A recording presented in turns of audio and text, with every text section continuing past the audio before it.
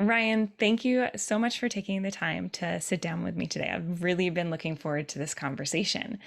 And we're going to dive into Lyft Economy, which you're a co founder of. But before we do that, I want to talk a little bit about your background.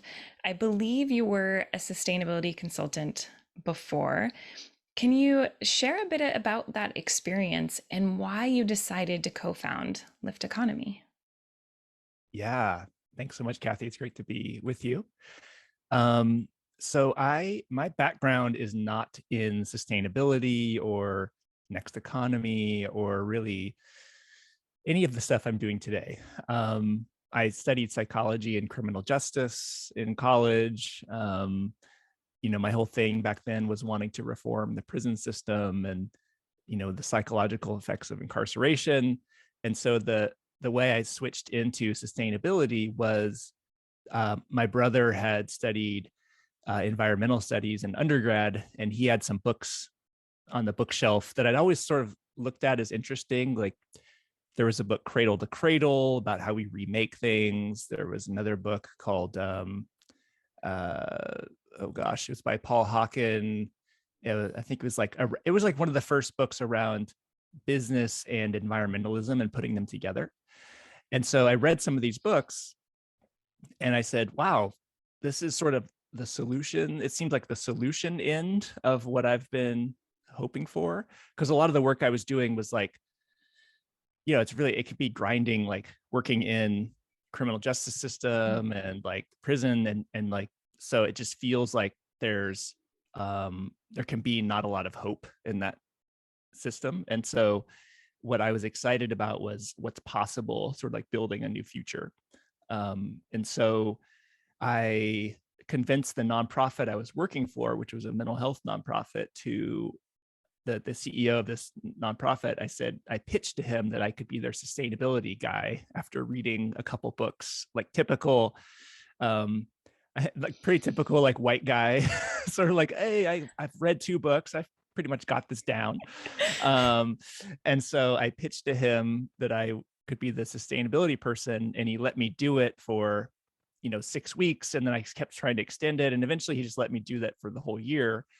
And after that year ended, I really was sort of in love with sustainability and environmental. It wasn't really called like environmental justice back then. It was more just like energy efficiency, water, waste, that kind of more strict resource conservation. And so I started a consulting business called Honeyman Sustainability Consulting, very creative name. And yeah, that was 2011, 2012, around there. And so how I got into Lyft Economy was I was really, in my Honeyman consulting days, I was really excited about the B Corp movement. So helping companies certify as B corporations. And for folks, listeners who don't know, B corporations are a global movement of companies using business as a force for good. And the idea is that you certify your company as a B corporation and it can kind of stand out from others. And I was helping companies do that. And I was sort of convinced that B Corps were the highest impact thing that I knew of at the moment. Patagonia was a B Corp, Ben and Jerry's, King Arthur Flour. And when I met Lyft Economy, I actually wasn't a co-founder, because Kevin and my other business partner, Sean, co-founded it in 2010. And they asked, and we all agreed that maybe it would be good to join them, because I was bringing this sort of B Corp insight, but what they were really looking at was the sort of what's really at the leading edge of social and environmental responsibility. So things like worker cooperatives, regenerative agriculture, carbon sequestration, just things that I had heard about but not really had much experience with. So that's why I joined Lyft and have been there since 2015 or 2016. Thank you for sharing that. What I love about the, I guess, arc of your career journey so far is it seems like at a number of very crucial points, you were just following your curiosity. And at the same time, what you were passionate about. Because there's obviously a very consistent thread of purpose across prison reform to then sustainability, to B Corp movement. So I love how you explained that. Thank you. Now, looking at Lyft economy, so it is a worker cooperative, and you mentioned that term before. Can you explain what that means? Yeah. So a worker cooperative is a organization in which um, it's not just that the employees are all owners. So that's, there are companies that have, say, a few different owners where like, maybe someone has, uh, there's like five different owners and everyone sort of owns the same amount of the company. But what distinguishes a worker cooperative is there's also a separate type, which is a governance share. So there's an ownership of the company. So in our company, the ownership is distributed equally amongst our five partners. But we also have a governance share, which is sort of like a decision-making share, which says one worker, one vote. And so ultimately, there's no one person in our company who has more authority or voting power than the others. We all have one vote to put into any decision. So it's like if we want to hire a new partner, we all get to vote on that. And there's not like a CEO who can say we're going to do this. Although there are some worker cooperatives who have set up decision-making power structures where there is sort of a little bit more hierarchy. So it's a flexible designation that really tries to centralize both ownership of the workers, no matter sort of where their rank in the company, and also tries to democratize decision making. That's super interesting. How have you seen that structure, I guess, impact Lyft economy from when it comes to the types of decisions you make or don't make, and maybe the types of people who are attracted to joining? Yeah, absolutely. So it's really interesting because in typical business schools in the United States and in many, when you're thinking about starting a business, you rarely hear of someone be like, I really want to start a worker cooperative. It just doesn't really happen that often. And it's because there's only about 400 worker cooperatives in the whole United States, which is Wow. actually pretty shocking. There are many more employee-owned companies. So there's a different designation called an employee stock option plan, which some companies have, larger companies have, which gives the employees the ownership, but it's not quite the decision-making structure. So for Lyft, one of the things that we have noticed is there's sort of two levels. One, you feel like you're really bought in as a collective to the vision of the company. And two, you have the sort of like rights to step in or step out. And three, there's just sort of a resiliency and a community spirit where it's like we're all going to work together to meet each other's needs and to sort of help grow this new economy.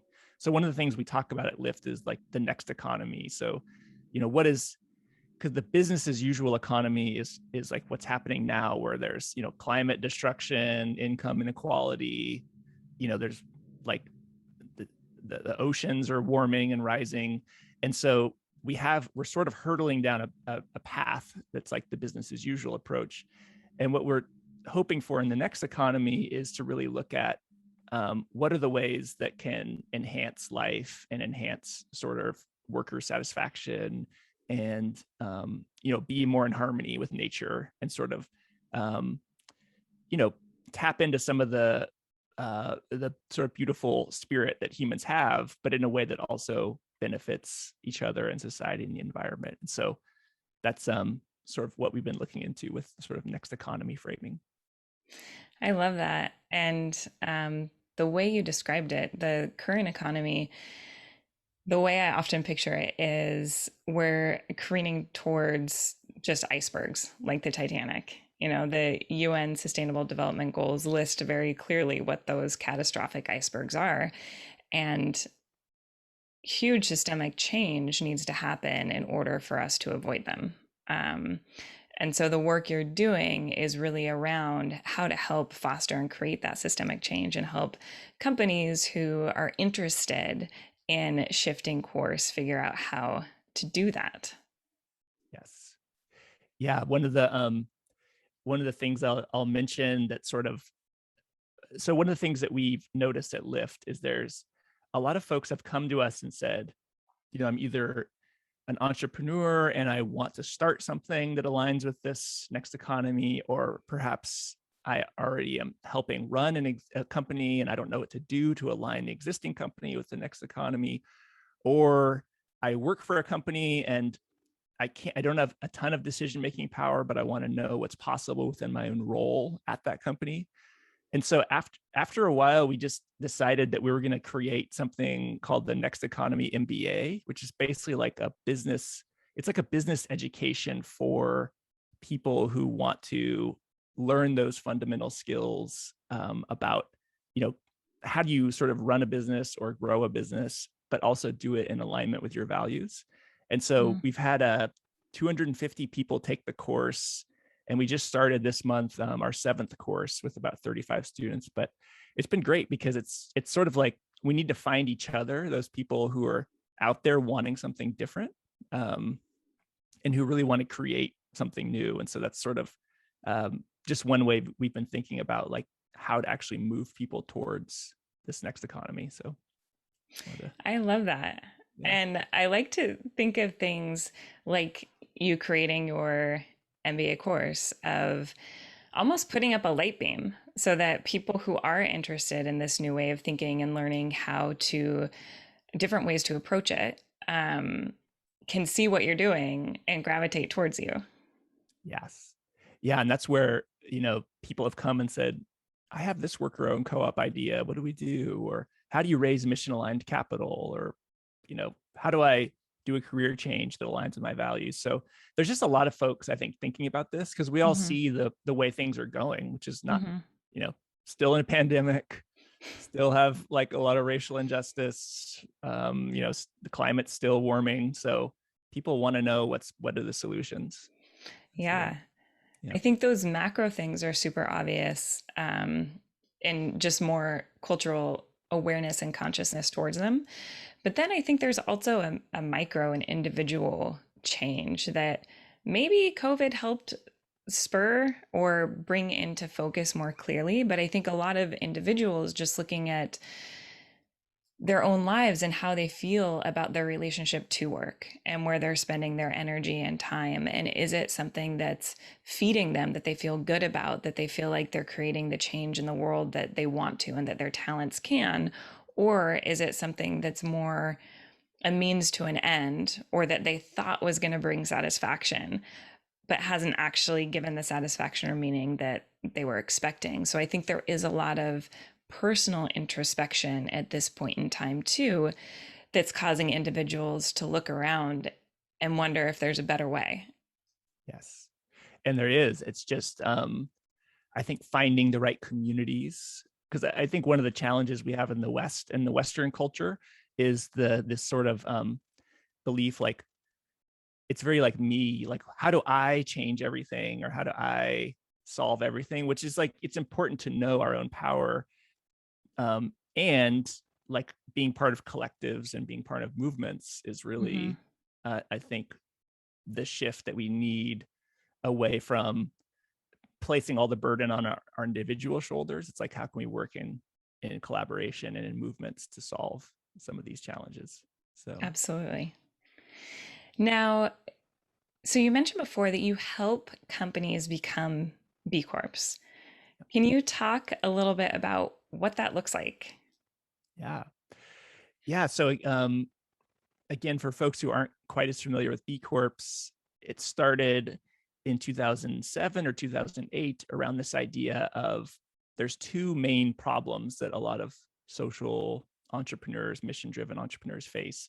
One is that they want to distinguish their company from companies who have just good marketing.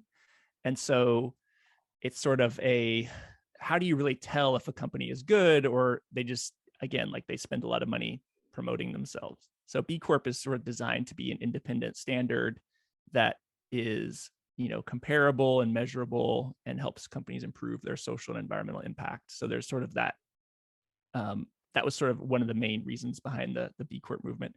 And the other main piece was around the challenge that a lot of entrepreneurs face in taking on investment capital and growing their company, and then having investors start to pressure them to maximize profits by forcing them to grow faster than they wanted to, or forcing them to try and get acquired, by a larger company, or have an initial public offering and go public when the company maybe didn't want to. And so the B Corp movement sort of was formed with two components, both this certification requirement, where it's an online assessment. You have to score 80 out of 200 points. There's a bunch of questions online asking things like worker treatment, community treatment, environmental impact, governance, customers. So all the aspects of a company. And you also have to meet this legal requirement where you integrate into your corporate documents, into your legal DNA, this commitment to consider more than just shareholders when making decisions. So considering workers, considering community, considering the environment. And in, I think it's 38 states in the US, including Delaware, which is for some reason the most, like 2/3 of all companies are incorporated in Delaware for some reason. Some taxes, I believe, Delaware. But yeah, right. Mm-hmm. And so entrepreneurs who are saying, I want to grow a mission-driven business, can incorporate as a benefit corporation legally, and then do the certification as well. So it's sort of confusing, but just if folks remember, there's a legal component and a certification component. So what I do is that online assessment that I mentioned across those 5 sections of workers, governance, community, environment, and customers. There's a lot of questions like, do you have a community service policy? And if so, do you pay employees to do community service, or is it just, do they just get the time off? And then if you do community service that's paid, is it 20 hours per, do they get 20 hours per year, or do they get more than that? And so the nice thing about the assessment is it plants a seed, like, do you have a community service policy? And you might think, well, we do community service, but we don't have a formal policy. And so B Lab encourages companies to, get the policy in place. And then it's like, do you pay them? And do you pay them for 20 hours a year? Do employees get to choose where they volunteer? So it sort of gives you incremental points and incremental places to improve beyond just some baseline practices. And so what I do is I help companies kind of put all their existing data into the assessment and all their answers around how they would just answer a question normally, and then look at the gaps between what I've seen I've worked with about 50 different companies like Patagonia and Ben & Jerry's and Allbirds and Thrive Market on their B Corp, and sort of looking at what are some best practice ideas that those entrepreneurs can take from these other B Corps and sort of help them improve their performance. So it's sort of a long journey of measuring impact and then improving your impact. And then B Lab eventually verifies it by asking you to prove everything. But eventually you get certified. There is a light at the end of the tunnel. And there's about 4,000 certified B Corps in the world in 70 plus countries. And so it's well beyond just the US and North America at this point. That's excellent. I want to pull out a few things you touched on. One is, so B Corp versus public benefit corporation. So B Corp being a third-party certification saying you've met these standards. You're 80 or above on a 200-point scale of these metrics that we've identified as being important for a socially responsible, environmentally responsible company. And you're saying as part of the B Corp certification, they require, where it's possible to do so, so in 38 states, to become a public benefit corporation, a PBC, which is a legal entity, just like a C Corp corporation or an S Corp corporation is a legal entity of your structure. So that's integrated into, not run by B Corp, but a requirement from a legal standpoint. Yeah. Yep. Yeah, okay. You got it. I was like, Kathy knows all this stuff. This is great. Yeah. And I guess, I think like in Delaware, they're called public benefit corporations. And then like California, they're just benefit corporations. But it's like, it generally, for most people listening, if you look for benefit corporations or public benefit corporations, they're available in most states. And even, red state, it's not like a red state or blue state thing. Like South Carolina and Louisiana were like the fourth and fifth states to pass the legislation, which is pretty cool, because I think, so much of our time right now is like, should I wear a mask or not? It's like, depending on your political, it's like wild.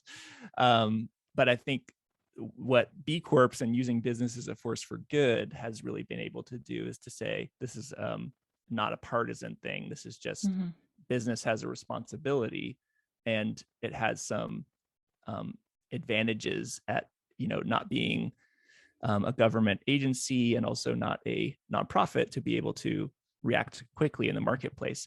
Now, of course, B Corps are not the answer, right? They're not the one answer. So that's one thing I was really exciting about working with Lyft, is knowing that, at Lyft Economy, it's more about like, there's multiple players, multiple things we need to create systemic shift, and B Corp is one part. So I don't want to come off as like, nonprofits and government and other civic society institutions are not important. It's just B Corp has been a strong focus of mine in particular. So I appreciate you saying that. And I think it harkens back to something you mentioned earlier, which is just about the need for movements and collective action to create change. So not everything being on one individual, or in this case, one way of creating change, which is B Corp within businesses, but it's that as an element across government and NGOs and all of the other actors to really move the ship so we don't hit the icebergs. Yes. Because the icebergs are coming. They're there. Yeah. Where I live in California, it's like mega fires now every fall. And so, yeah, it's getting real. So, one of the things I like the way you described how you help companies become B Corp certified or maximize their certification once they've already done that, is it kind of sounds like working with an expert guide who knows this front and back and can help you navigate the system. And I'm curious, as you've gone through this and you've helped 50 companies or so, have you noticed common hurdles companies face on their way to certification, or is it really company by company? I would say the biggest hurdle for the growth of the B Corp movement itself is the fact that the folks who govern the B Corp movement is B Lab, which is a nonprofit based in Philly, but there's now B sort of hubs for every region of the world. So there's like a B Corp Europe and a B Lab East Africa, and now there's B Lab North America. And so the biggest challenge for at least the companies in the US and Canada has been around getting their sort of attorneys and boards of directors and investors comfortable with this idea of changing their corporate form from a standard C corporation or even an LLC to a benefit corporation or public benefit corporation, because it's just different. And many companies, and especially their attorneys who advise them, there's little incentive for a corporate attorney to say, yes, try this new legal structure, because if things go wrong, they look bad. But if they say no, there's also no downside either, because they just said no. And so it's sort of a weird incentive. Luckily, there's now 7 publicly traded companies in the US that are benefit corporations, both their legal structure and their they've legally done the legal conversion to a public benefit corporation, and they're certified by B Lab. So companies like Vital Farms, I think Laureate Education, Coursera, one of the online learning platforms. There's, let's see, drawing a blank, who else? Lemonade is like an insurance provider. But now there's enough public market proof and enough investors and attorneys are comfortable with the B Corp certification and the benefit corp legal structure, that it started to shift into now, hey, like the first wave of people who have tested the waters is sort of like moving past. And now it's like more common for companies to be okay with doing the legal conversion. So that's one thing I've noticed. The other thing I've noticed is the companies that are doing it are really finding there's sort of marketing benefits if you're a B2C, like you're a business to consumer company, which I don't want to sort of discount. But I think the biggest benefit for both B2B and B2C companies is the attracting and retaining top workers, because a lot of millennials. I was like, I don't even know what it's like Gen Z. Is that millennials too? Like, what is the one after millennials? Gen Z is after. Gen Z. Millennials are Gen Y. Okay, Gen Z is it. after, and then there's Alpha. Is after because that. I have a 6-year-old and a 4-year-old.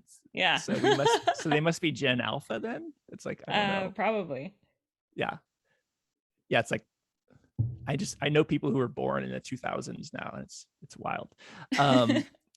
So all my generation, sort of like that, like hub of millennial, like X, I think it's like Zennial, so we're like right around X and millennial, but up to Gen Y, Gen Z, and like definitely Gen Alpha, whenever they hit the workforce, are going to be interested in mission driven work life integration. And so a lot of companies are seeing a ton of upside from B Corp attracting those types of folks. Absolutely. And I want to circle back a little bit about the conversion being a hurdle that is somewhat lessening now that the path has been proven. Can you share, just super high level, who are the approvers, or what is the process for a publicly traded company to make that conversion to a public benefit corporation? Who has to say yes? How does that even work? Yeah, that's a great question. So the way a company would convert to a public benefit corporation is you have to have a 2/3 vote of the shareholders. And so I'm not 100% positive, but I think that all of the companies that are now publicly traded as a public benefit corporation made that choice before they became public, because once you become publicly traded, you'll have a bunch of people who own your company now. So you could have, pension funds or, Vanguard, or like the large sort of like stock traders. You'll have individual owners. And I think it's harder to rally sort of 2/3 of those folks to like vote for a conversion to a benefit corp than it would be for a company pre going public to do that. Because usually you have, a couple, like maybe 10 investors, maybe 20, and you usually have like a few majority shareholders. So it's like you just have to convince a much smaller group of people to do it. What would happen is either way, you would have to get 2/3 of your shareholders to make the vote. And so I think most companies say, hey, we're going to be going public. Let's do this thing before we go public, because once we go public, it's probably going to be harder to get 2/3 people to vote for it. That makes sense. But I also want to call out on top of that, to the people listening, since most of us are shareholders of something in our 401ks and in whatever form that might take, that we have a voice as well in this as shareholders. So we can go to the places that hold our investments and say, this is something that's important to us. And shareholders can actually put up a request for, I don't know the right word, motions for changes to be considered as well. And so I think that's an important thing to consider, since oftentimes the conversation is around just a blanket, shareholders would never want this. They wouldn't want multiple stakeholders to be considered, only they want their revenue to be considered. And so I think calling out the fact that us as shareholders have a voice, and maybe making that voice more vocal is an important thing to do. Yeah. And, um, you know, you may have already heard of this, Kathy, but for any listeners who haven't, the there were, ExxonMobil recently had, I mean, ExxonMobil, I feel like every year has shareholders who like buy in as shareholders and then try and get the company to do something. But as an oil company with a lot of sort of what they're calling stranded assets, which is basically if we're going to meet our goal as a planet in reducing climate change, they cannot like extract those fossil fuels from the ground, or it would like destroy. So they've like found oil fields, but they can't extract them. And so what's been happening is a lot of oil companies have been sort of like losing their value because like the whole economy is shifting away from oil. And I think it was like Vanguard and others recently backed a sort of activist investor that was a sort of a pro climate group to come in and like take 2 board seats at ExxonMobil, based on shareholder activism. And so they actually won because a lot of the fund managers were saying, yeah, we're actually losing money and Exxon needs to shift off its current business model. And so just wanted to echo that it is possible as, individuals and to have our voice heard to change, what's possible in publicly traded companies. What a great example. Thank you for that. Yeah.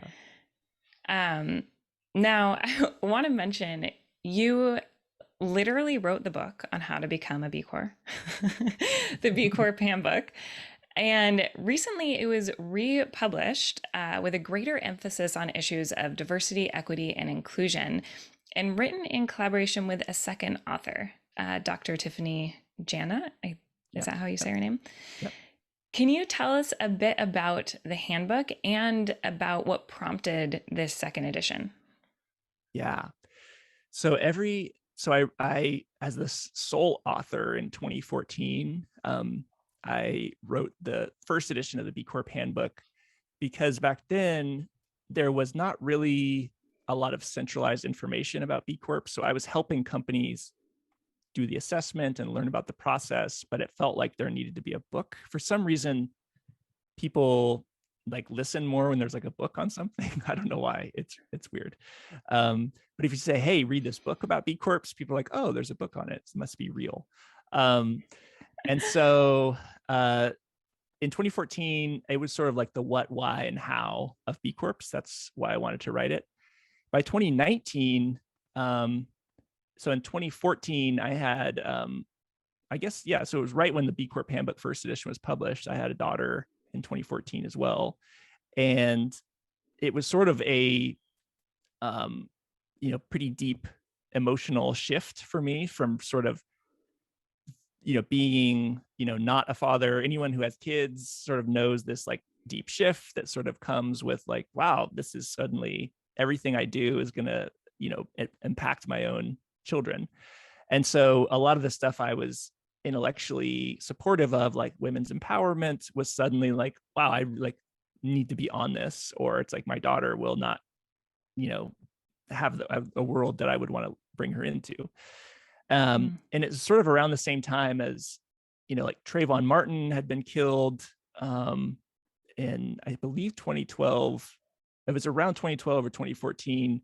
And then there was a series of other like caught on video killings of Black men and women, of like Eric Garner and Philando Castile and Freddie Gray. And it just sort of like really shook me, in addition to things like Dakota Access Pipeline, Donald Trump getting elected. This is all in like a couple year period.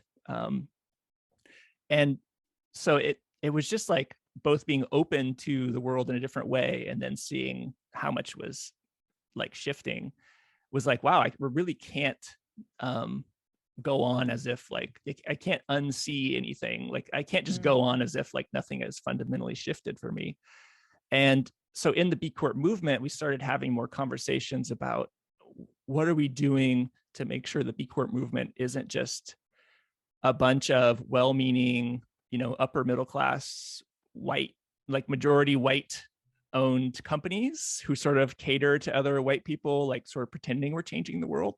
So it was like, we need to have like a real talk about if we're actually creating an inclusive economy or an economy that works for all, or if we're just, saying that we are. And so in 2018, I was like, DEI and this racial justice piece has to really be like a core part of, if I'm going to write a second edition, it can't just be like, oh, here's the 7-page chapter on like diversity in the book. It's like the book is about like diversity, equity, inclusion, and B Corp. Like they're like they're sort of not, it's not able to be separated really. And so I was like, well, clearly as like a cisgender white male with like a lot of privilege, I'm not the right one to say like hold this like, really impactful and also complicated discussion about racial justice and diversity. And so Dr. Tiffany Jana, who I've known for many years from the B Corp movement, I reached out to them and said, hey, would you want to be a co-author? Because, this is a different book than before, and we really need, an expert in the field. And so Dr. Jana said yes. And yeah, we just really looked at, every part of the B Corp process, from how companies are, recruited to be into the community, the questions that are asked on the assessment, what happens once the company is certified, and like what it chooses to do in the future. We really wanted to provide a lot of resources around what does it look like with a lens toward equity, and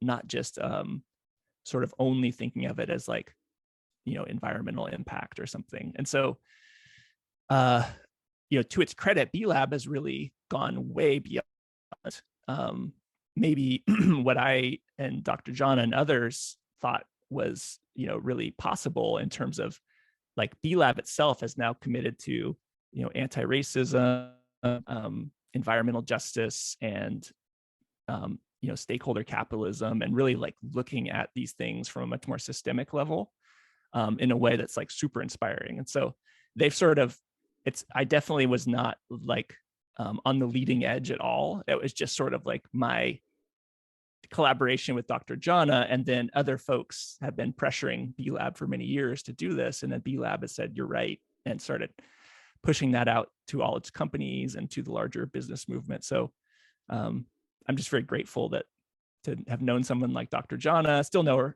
them. So not have known, but yeah, it was a great process.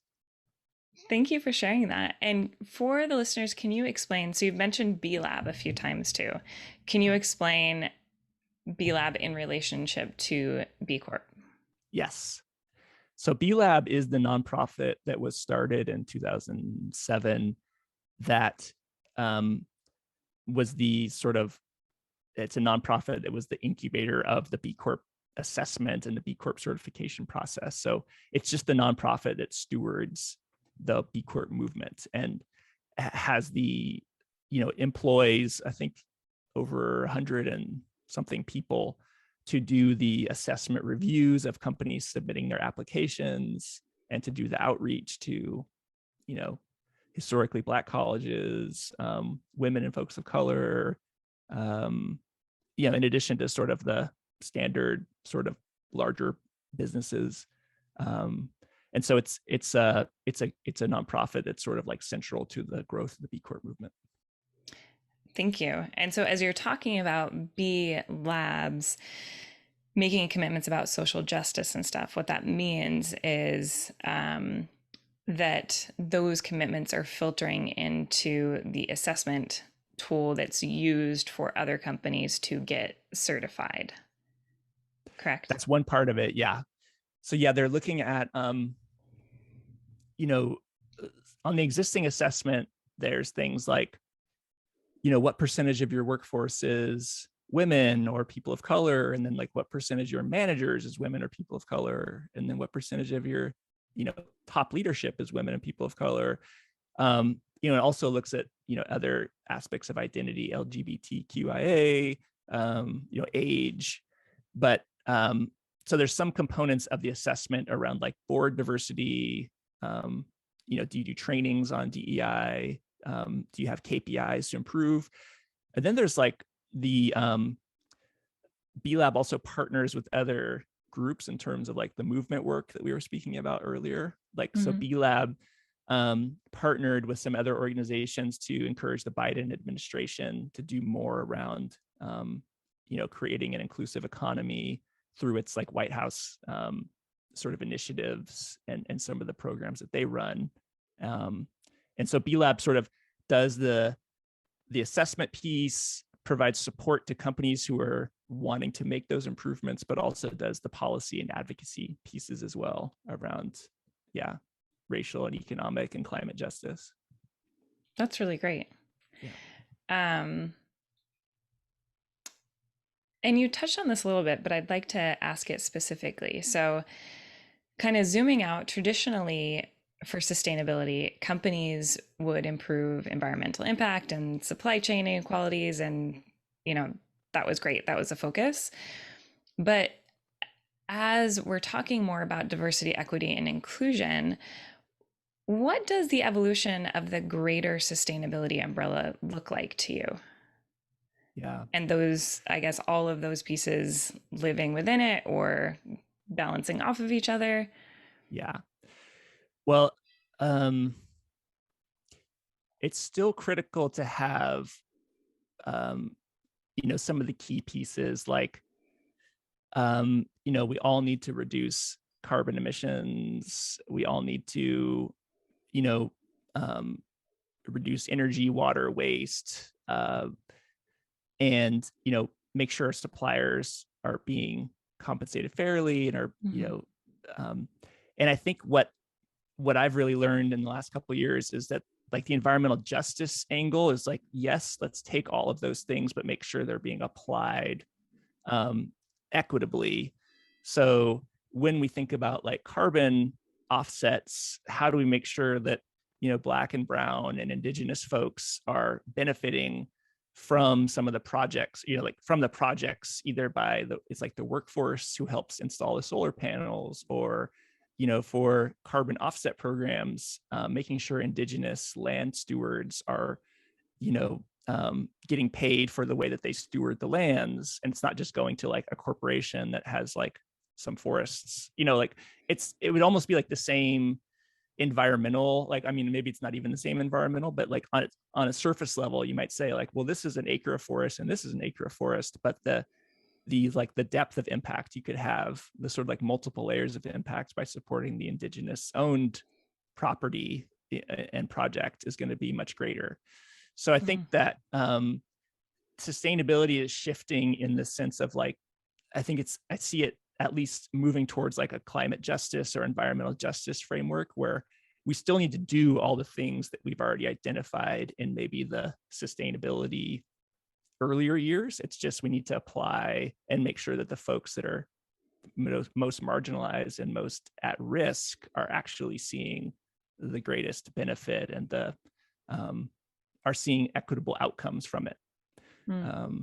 So I really appreciate that explanation. What stuck out to me was, I guess, looking at impact in a multidimensional way and in a holistic way. So as you compare here are two equally large sets of land, a forest, and one's owned by one corporation, another is owned by a community, for example.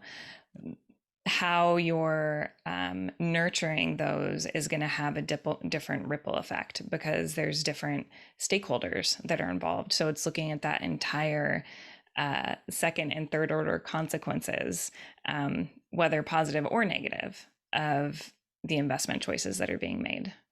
Yeah.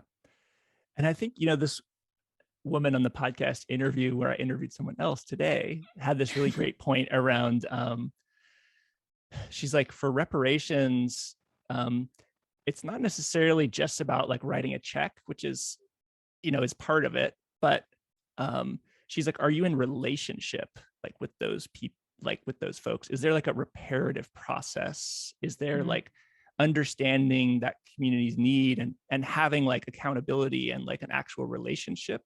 And I think that that is maybe another area where sustainability, um, there's sort of like the corporation that owns an acre of land, the indigenous community, maybe in like Brazil or somewhere farther away that has the land. And maybe there's like an indigenous project in our local communities, or a different, like where we can actually have like a relationship and be like, oh, I Mhm. know these people, I've visited.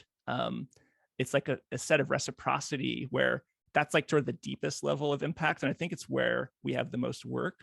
It's because it's so easy for me too. Like I'm sort of part of this to say, I've written a check, for this project, I'm good. Like, but it's sort of like, I think to get even to that deeper level, that next layer is like, what is our relationship and reciprocity, and like, how are we actually building community in a way Mhm. that's more meaningful. And that's where so much meaning is, because it moves from, even if it's a philanthropic effort, right? Where there's a good feeling to it and good intent to it, it moves that from a transactional relationship to an actual relationship, right? Where Yes. there is reciprocity, to use the word you were using, in both directions, and a greater understanding, where it's more than just a transaction. Yes, absolutely. And it feels so, I don't know, it just feels like right to even talk about it that way. Hmm. Like it just feels more Human. meaningful. Yeah, like more human.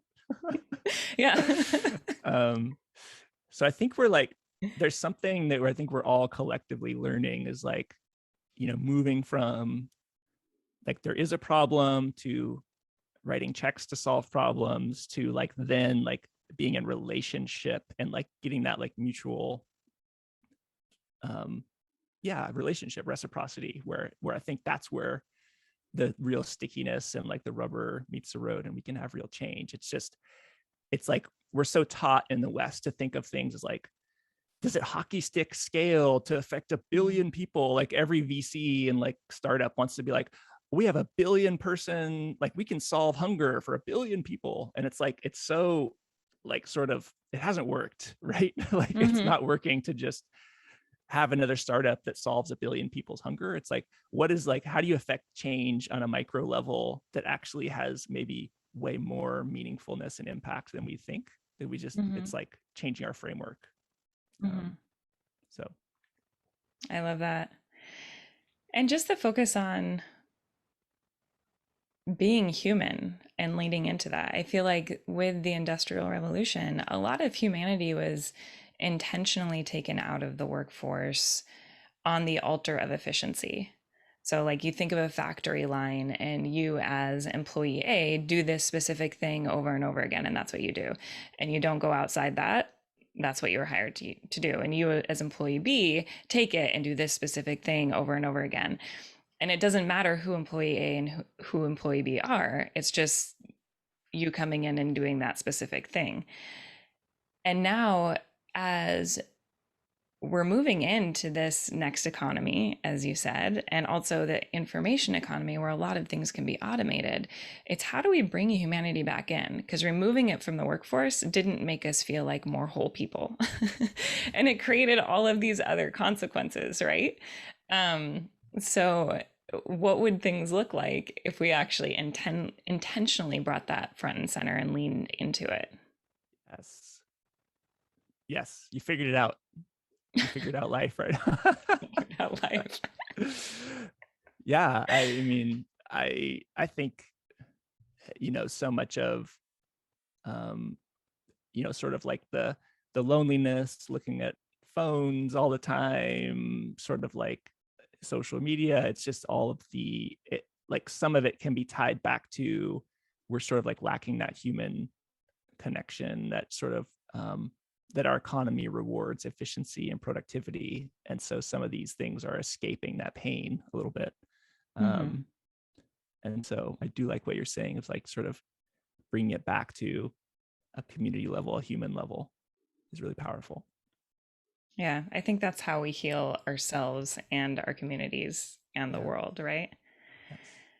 Now, Lyft Economy also manages a 100 million Force for Good fund, which invests in women and people of color owned best for the world B Corps. For example, those that score in the top 10% of all B Corps worldwide. How did this fund begin and how does it work? Yeah, great question. Well, one thing is that it is only a $1 million fund, so 100 million would be great. Oh, did I say 100? Yeah, we Maybe I was seeing into your future. Yeah, it's an interesting sort of, so part of the story was, as consultants, we were seeing a lot of, one of the main challenges to growing the next economy is a lot of investors are only looking for these high growth, white guy in a hoodie, like Mark Zuckerberg, Stanford grad lookalike folks. And so many women and folks of color who have businesses that are great businesses, but aren't necessarily looking to like exit and have an IPO and like get acquired and make $5 billion. There's like not a lot of funding for that type of, maybe regional business or just really solid local business, or, it could be a larger business. But so we said, what if we could raise a fund to provide, some of that earlier, like some capital that's what we call non-extractive. So like extractive capital would be, sure, I'll give you money, but you have to give me like 50% of your business. And so whenever you grow bigger, I will now make like a lot of money, even though I maybe didn't really help that much with the business. That would be like sort of an extractive relationship, is like trying to take as much as you can. So we tried to do non-extractive, which in our case was like a loan that has really good payment terms and like no sort of asset. Basically, with a lot of loans, you have to like back it up with like your house or back it up with some asset. But if you're lending to folks who have been historically marginalized, they don't necessarily have houses to lend against all the time.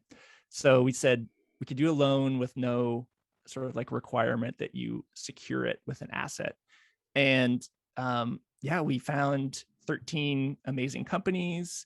We did raise the fund in 2016 and sort of deploy the all the investments by 2018. So the fund is sort of deployed, and we don't really have plans for another fund, mainly because we found some other groups that are doing it like way better than us. And we said, well, why would we do this? We should just direct people to other. So one of those groups is the Seed Commons, like seed as in like planting a seed. Seed Commons, they're a network of impact investment, like local community loan funds that provide technical assistance and provide non-extractive loans to entrepreneurs and all across the US. So if folks are interested in like where can I look for non-extractive funding, and also just if you're wanting to donate to a great group, Seed Commons is great. There's also a couple other ones like Boston Ujima Project and the Southern Reparations Loan Fund. But basically we found a lot of groups that were doing this. So it was a success, and we're still working with some of the women and folks of color who were the entrepreneurs we invested in. And we're glad we did it. It's just, we sort of have realized that we'd rather channel the resources to some of those other folks I mentioned that are really, we felt like doing it better than we ever could. So we're sort of onto our Next Economy MBA and, doing our B Corp consulting and sort of doing a lot of the, we have our Next Economy Now podcast. So folks can check that out for other sort of insight into the next economy. But yeah. Fantastic. Thank you. Yeah. Now, the next economy comes up a lot in this conversation on your website. It's the name of your podcast, as you mentioned, Next Economy Now. What does the next economy look like to you? And what's the next big step you see or you hope to see to help get us there? Yeah.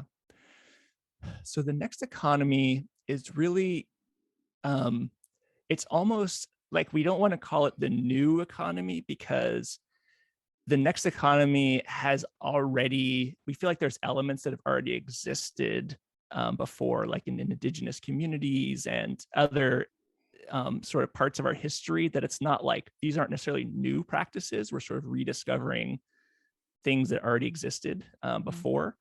And so that's one distinction we sort of made. But I think the next economy is really looking at, what is an economy that works for the benefit of all life with no one left out.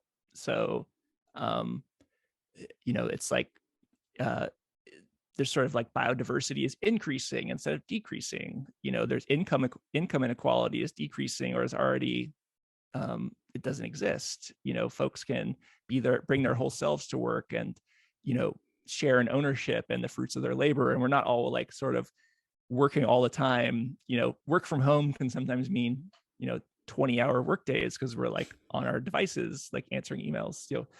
So I think there's sort of like there's part of a wholeness and part of a benefiting all life. So not just people, but also, all beings. And yeah, I think there's, a lot of folks pushing to get there.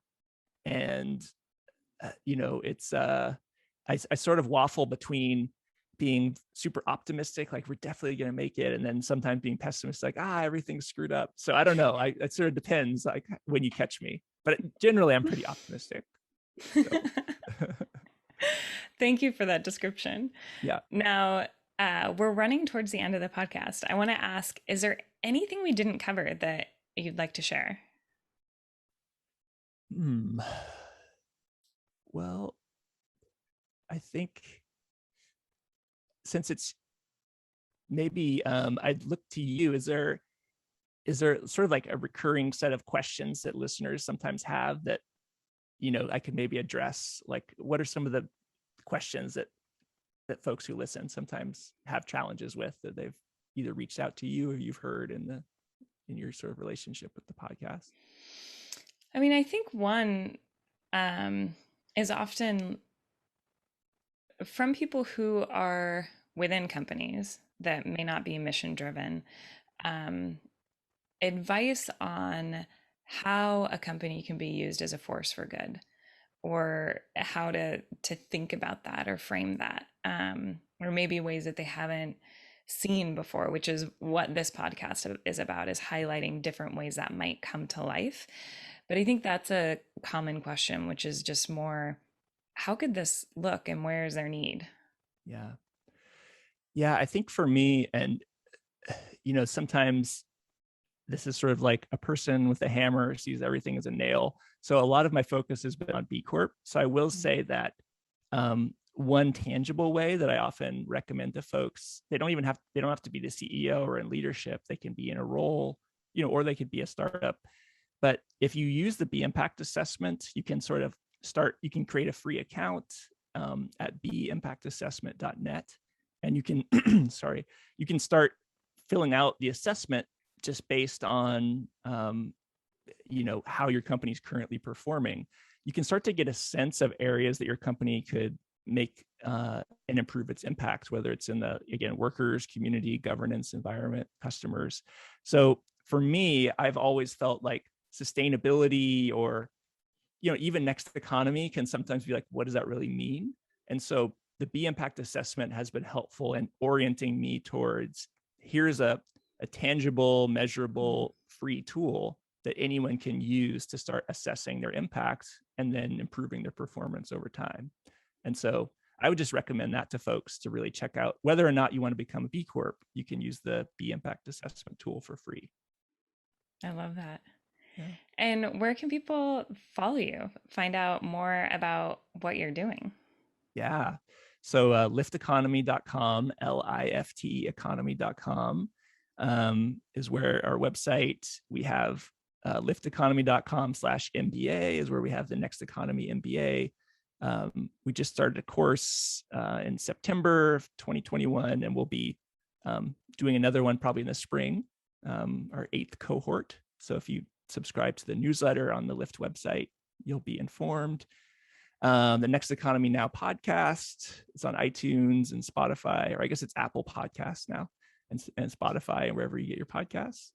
And I'm on Twitter at Honeyman Consult. Lift Economy is on Facebook and all the socials at Lift Economy.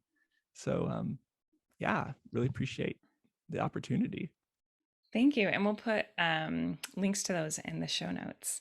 Thank you so much for such a great conversation. Yeah, no problem, Kathy. Thanks for having me on.